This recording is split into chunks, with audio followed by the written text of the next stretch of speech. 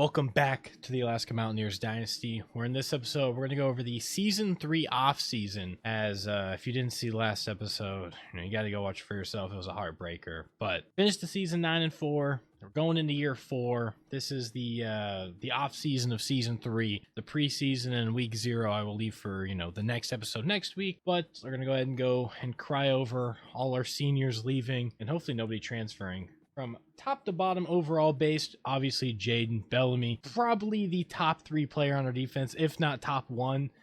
Weeks, obviously Glass, Arnold, like all those players were amazing. But Bellamy definitely gets the spotlight being, our captain, winning an award. I wish I could show you that, but it doesn't let me unless I go to the roster, and I think he's off the roster now. But projected to go in the 6th round, so shout out to him. Obviously, here's a couple of his highlights. I'm going to edit in right now. As a drop back to pass, and Bellamy lays out and swats it down. Dropping back to pass. Couldn't get in there, but it's picked off by Bellamy. He's got a chance for a house call. Couldn't juke out the tight end. Great field position for this Alaska Mountaineers offense. 2nd and 9.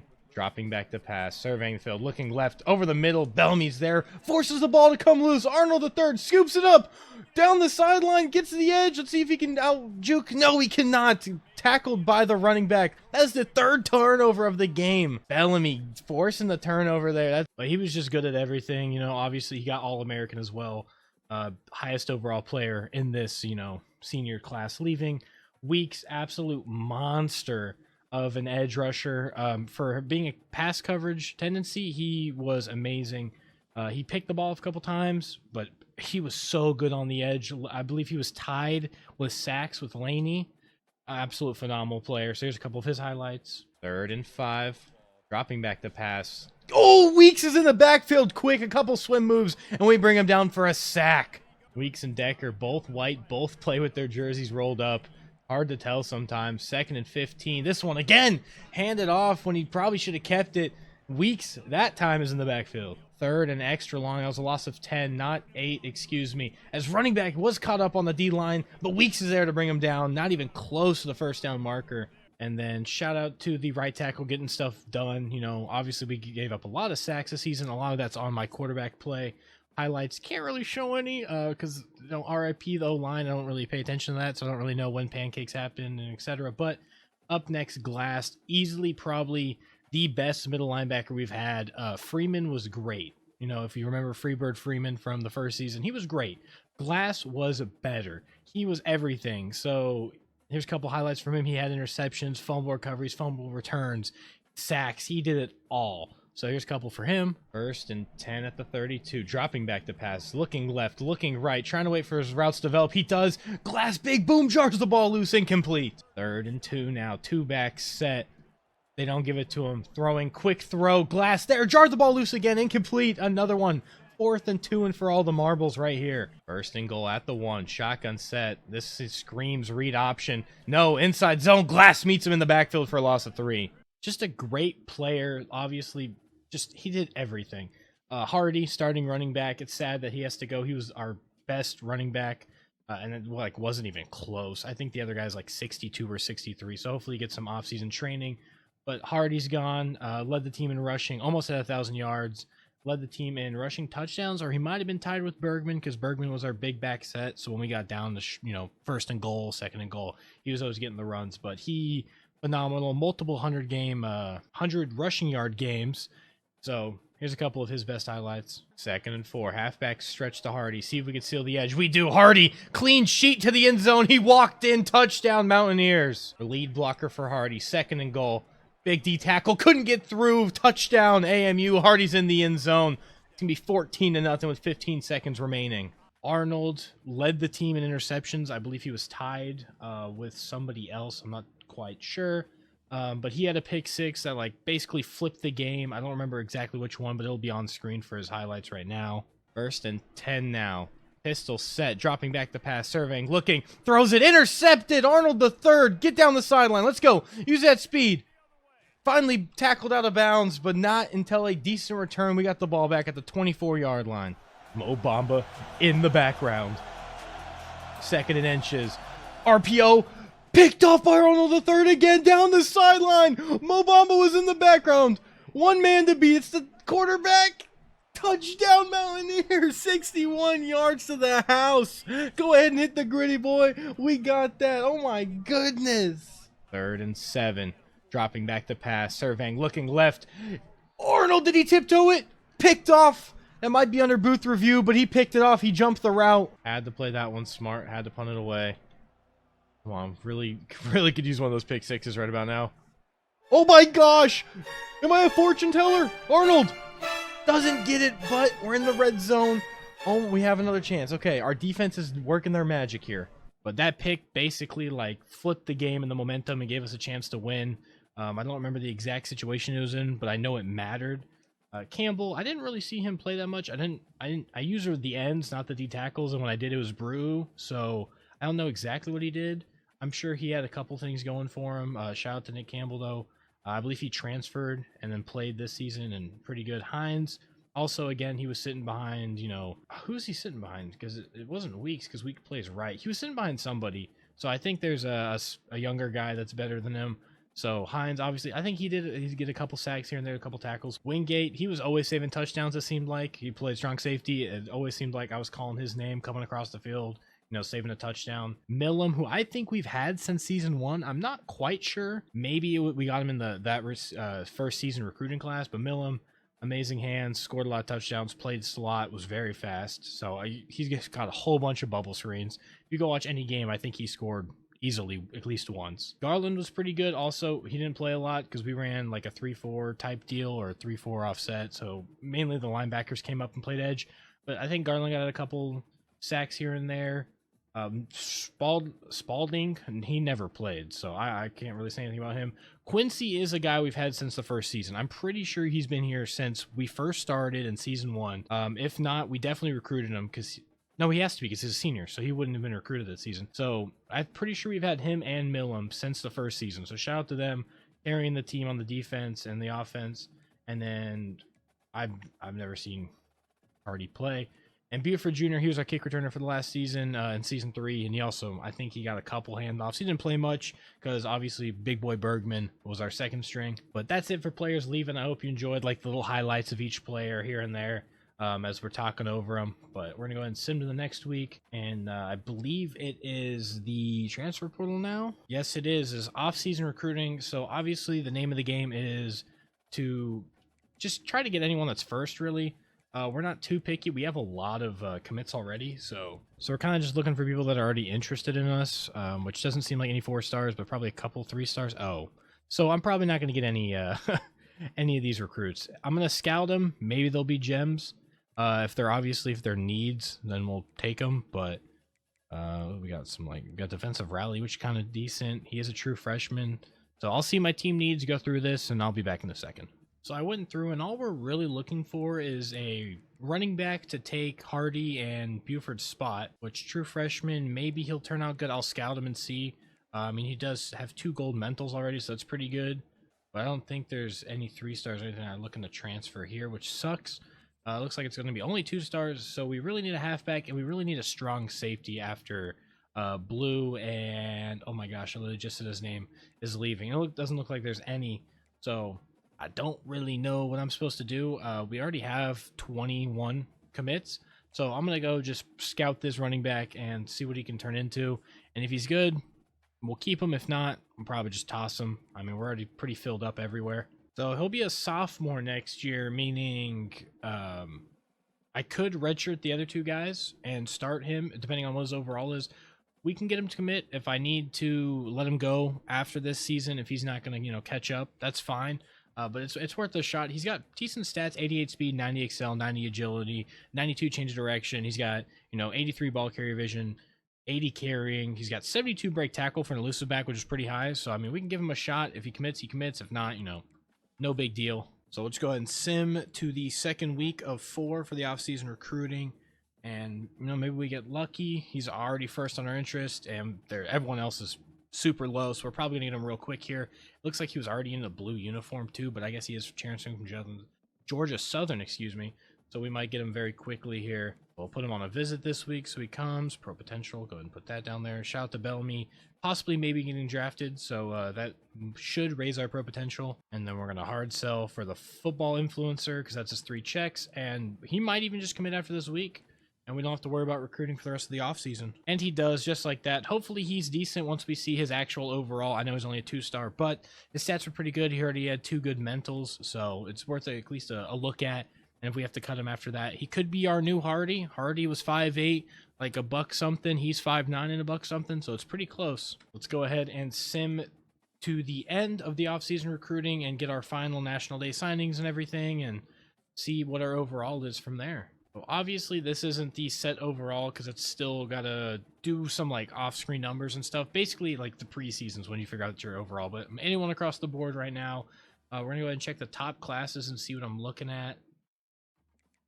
Syracuse got a 3rd class.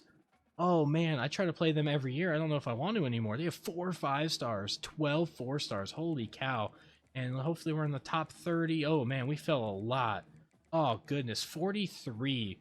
We were 21st before the bowl game, and now we are dropped all the way to 43 with our 22 commits, 3 4-stars, 8 3-stars, and that 1 2-star we just signed as a transfer. So next we got position changes, which always takes a long time. I got to go through and make sure I have, 3 in each position, etc., or the max and the most.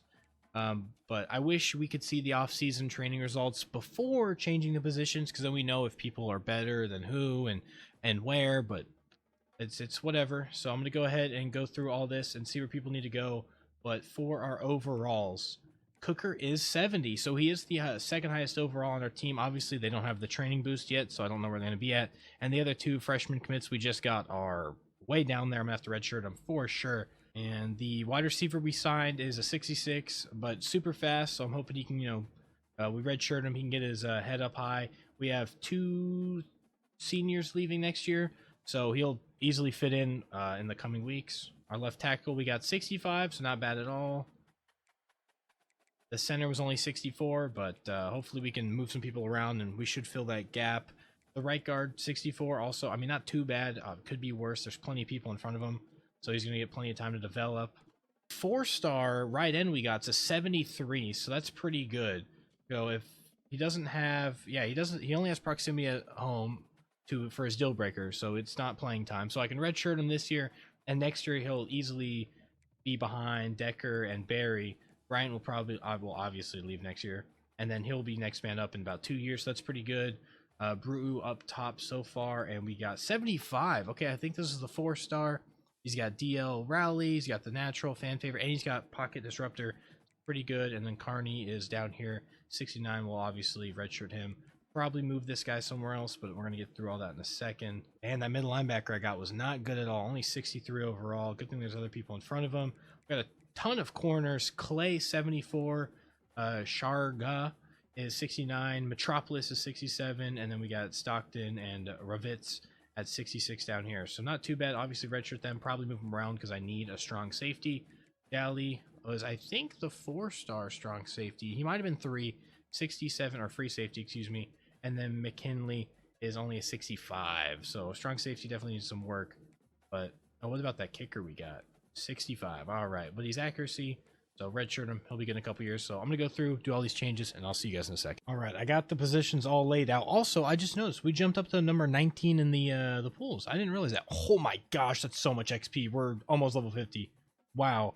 We just need to get the recruiting class thing so we can actually, upgrade with my coach's points. But training results are in. Let's see how last year's team upgraded. 85 across the board. Let's go. All right, we're going to go position by position here. Diaz. Frost. No, he fell. Diaz. Oh, my goodness. Wow. Okay, so I redshirted Diaz his first year. And, wow, okay. Dude, 80 overall, 78. Obviously, if you look in the top right, it says 78. So that's with the boost. But he's got bronze pull down, bronze extender, and he's got platinum the natural. And he's got bronze winning time. So obviously, Frost got a whole bunch of boost. He used to only have resistance, and now he has sleight of hand, step up, and pull down. Okay, so definitely coming into effect here. Let's see. So Diaz, better short throw accuracy, worse Middle throw, better deep throw accuracy, great throw on the run, same throw under pressure, and play action nothing. Carrying's higher because he's obviously an improviser. What is his throw power at? Did I skip it? I definitely skipped it. Oh, it was right. Nope. Oh, it was right here. So he has less throw power. So he's more of a scrambling threat. Maybe we have to run a 2-quarterback set here. I mean, obviously Frost last year played great. Now he's got some more physical attributes in his bag. Diaz could be the guy though. We don't know. I haven't played with a scrambler quarterback yet here. So one thing I did do is we had LJ Young Jr. He was a wide receiver. He was super far down the depth chart. He was like 6th or 7th, and he's a junior. But if I switched him to running back, he jumped up to an 85 overall receiving back. He was like a 76 receiver. So he jumped up 9 overall, and now he plays running back. So we have an 88 with the boost, running back with 89 speed, very good. Like, he's literally tied with Bergman in most of these things. It's just, he's going to get the top spot. But he does have gold safety valves, so slip screens, like anything to dump off. It's pretty good. Bergman, obviously our dog, he's here. Milstead, they didn't jump up as much as I thought, so that kind of sucks. But these are going to be the starting 2. Obviously Young learns to play running back, and now he's taking over Bergman's spot. But at 6'4", 200, that's a big boy. So especially with that type of speed, he's got a lot of, actually doesn't have a lot of power. But we're going to do a 2-back set, kind of like we did with Hardy and Bergman last year, main, and then Bergman comes in, cleans it up. So Carlisle actually didn't go up any overall. I think maybe 2. I think he was an 85 with the boost. So, but he does have bronze 50-50 and bronze sure hands now, so that's pretty good. Carlisle making big moves here.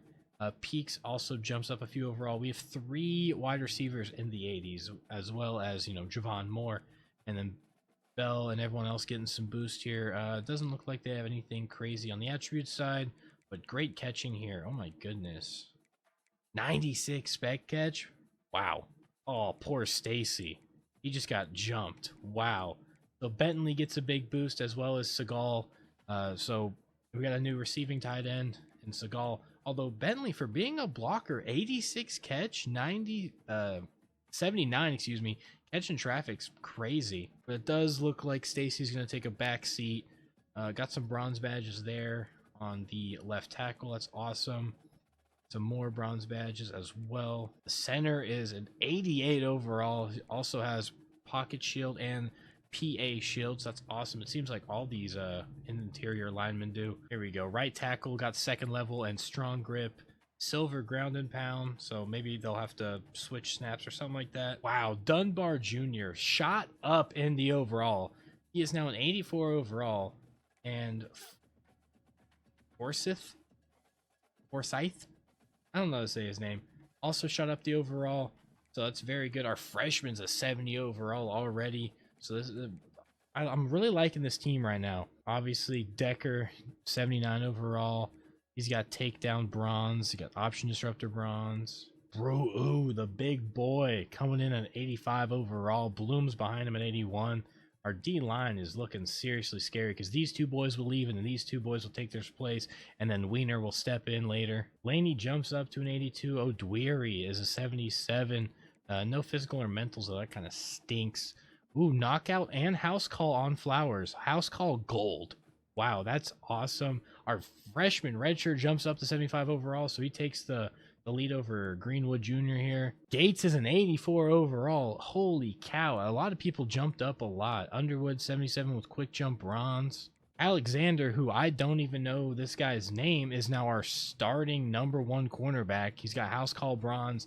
Holland has platinum house call. Oh my goodness. And then Mills, who I called his name all the time, is now our 3rd string, but he's still got, blanket coverage, silver and stuff. Godfrey's here as well. A lot of people that did play are getting jumped by these newer guys. Stovall, obviously holding it down. Still #1. Got house call. And then McKinley is our only returner from last year, so he's only 69 overall. Nothing major there. But that is it for the boost. Not half bad. Definitely decent all the way around. Go ahead and sim to the next week here. I believe this is like schedule and preseason stuff. Yeah, this is off-season stuff. I do have some great news.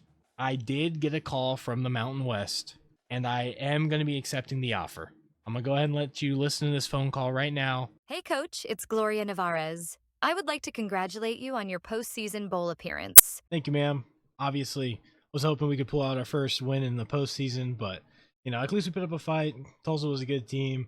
Obviously, they didn't like us so much from playing 2 years ago. A little chippy game then, but, we did what we could do. Well, I do have some good news. On behalf of the Mountain West Conference, I am excited to extend a formal invitation to Alaska Mountaineers University.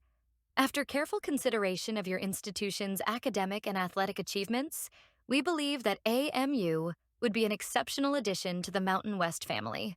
That's fantastic news. I was wondering where we were going to get invite to. I know the Pac-12 is regrowing again, took a whole bunch of Mountain West teams. I'm glad that, you're giving us this opportunity to be the first stepping stone to creating a next Power 5 conference. So, I mean, that's great to hear. I'm sure the staff and, everyone else is going to love to hear that too. Our school is going to just boom. Great to hear. We're excited about the endless possibilities of AMU in the future. Lastly, we will try our hardest to keep the Far East versus Far West showdown every season. As UMass is my alma mater, I would love for this rivalry to grow. Yes, ma'am. Sounds great. I appreciate the invite and protecting our showdown against UMass. Although we are completely opposite sides of the world, I'm really excited for this opportunity with the Mountain West Conference, and thank you for giving AMU a shot. Well, obviously, that is very exciting and big news. It is going to be the 2026 Mountain West. As you may know, the conferences are splitting once more as the Pac-12 is trying to revive itself. So this is going to be, the one that had a lot of the CUSA schools come over. It's going to be a whole new world in college football as the realignment takes place in 2026. For this season 4, so it's definitely going to be interesting. Like UTEP's going to be on our schedule now. Kennesaw State didn't get invited. It's crazy, but like all those schools from the CUSA that left to join the Mountain West that didn't get invited. So basically, next season's going to be crazy. The Pac-12 is actually going to have schools in it. The Mountain West is going to have less schools in it, and it's going to have us. So that is crazy. I'm excited that we got the phone call.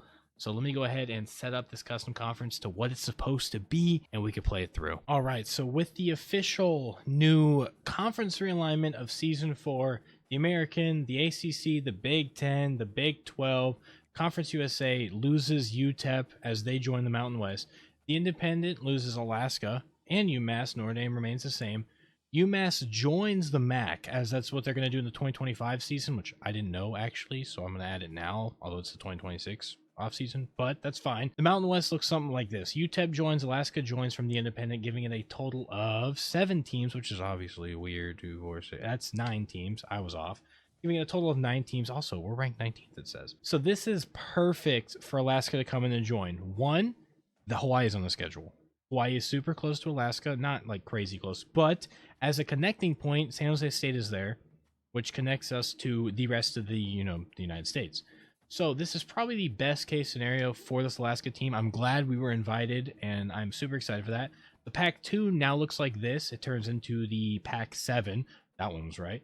So it's got Boise State, Colorado State, Fresno State, and Utah State, San Diego State, all joining Oregon State and Washington State. Obviously, we played them. I beat them like a handful of times, like maybe twice of the 6 times we played them.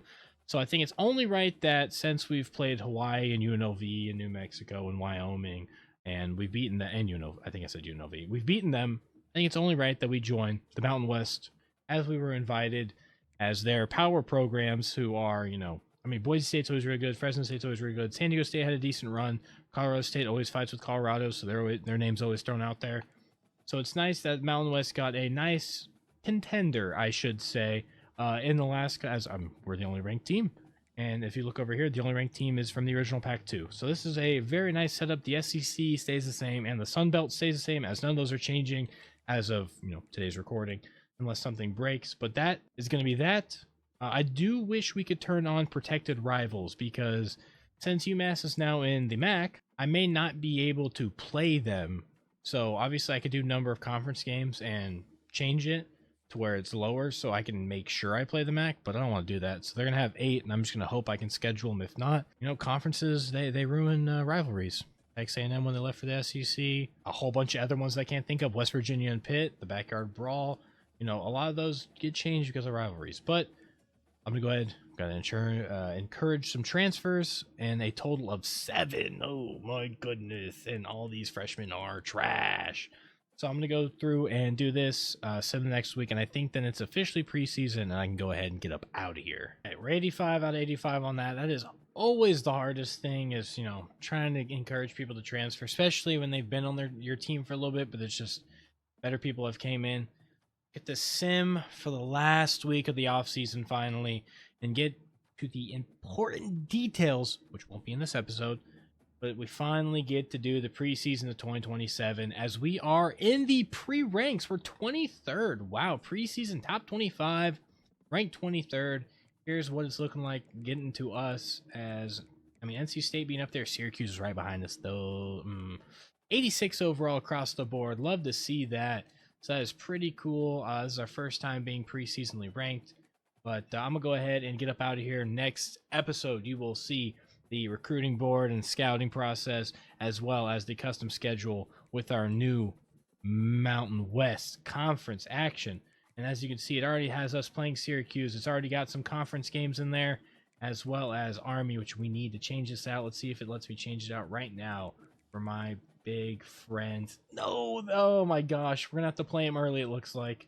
Can't play him in week 13. Hopefully we can play him in week 10. I still want to keep the tradition alive and play the Far East versus the Far West Classic. This time we do get to play it in Massachusetts. It's not going to be the last week, sadly. That's okay, we can figure it out. But next week, you'll see me go through all this and have fun and, see who I want to play and start rivals with in the new Mountain West Conference. But I hope you all enjoyed, and I will see you guys all next time.